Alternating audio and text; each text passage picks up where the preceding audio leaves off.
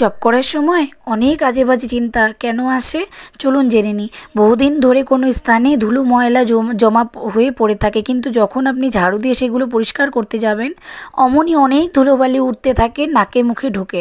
ঝাড়ু দেওয়া হচ্ছিল না, ধুলোবালি তেমন উঠছিল না, ঝাড়ু দেওয়া শুরু হলো অমনি ধুলো উঠতে শুরু করলো। তেমনই বহুদিন ধরে হৃদয়ে নানা কলুষ জমা হয়ে আছে, কিন্তু যখন আপনি হরিনাম করে করে সেগুলি পরিষ্কার করতে যাচ্ছেন অমনি অনেক আজে বাজে কলুষ ভাবগুলি উঠতে থাকে, সেই সব চিন্তা আসে। হরিনাম হচ্ছিল না, কলুষ ভাবগুলিও ধরা পড়ছিল না, চুপচাপ জমা ছিল। হরিনাম শুরু হলো অমনি কলুষ ভাবগুলি জাগতে লাগলো। এটি হচ্ছে চিত্তমার্জনের প্রথম বৈশিষ্ট্য। ধুলো উড়লেও ঝাড়ু দিতে হবে, পরিষ্কার হয়ে গেলে স্থান পরিচ্ছন্ন হয়ে যাবে। তেমনই আজে বাজে চিন্তা এলেও হরিনাম করতে করতে চিত্তশুদ্ধি হয়ে যাবে। হরে কৃষ্ণ কৃষ্ণ কৃষ্ণ হরে হরে, হরে রাম রাম রাম হরে হরে।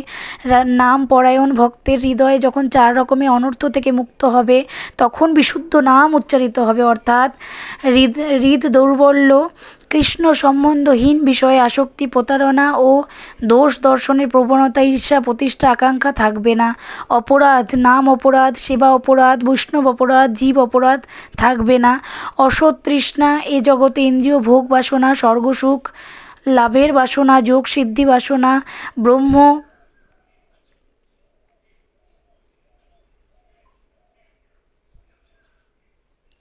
ব্রহ্ম সাজুস্য মুক্তি বাসনা থাকবে না।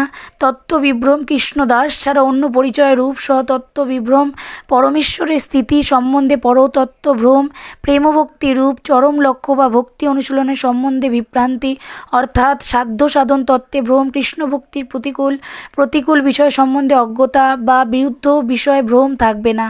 নামকারী হৃদয়ে এই সমস্ত অনর্থ যদি মুছে না যায় তবে বুঝতে হবে শুদ্ধ নাম একবারও উচ্চারিত হয়নি। রাধে রাধে। তো আপনারা যতই আপনার হৃদয়ে আজে বাজে চিন্তা আসুক, আপনারা হরিনাম ছাড়বেন না। মরার শেষ নিঃশ্বাস ত্যাগ করা অবধি আপনারা হরিনাম ছাড়বেন না। তো চলুন আমরা সবাই একসাথে বলি, হরে কৃষ্ণ কৃষ্ণ কৃষ্ণ হরে হরে, হরে রাম রাম রাম হরে হরে। আপনারা যেই নামকে ভালোবাসেন, যেই নামকে আপনারা পছন্দ করেন, রাম, হরি, কৃষ্ণ, রাধে, আপনারা সেই নামটাই নিতে পারেন।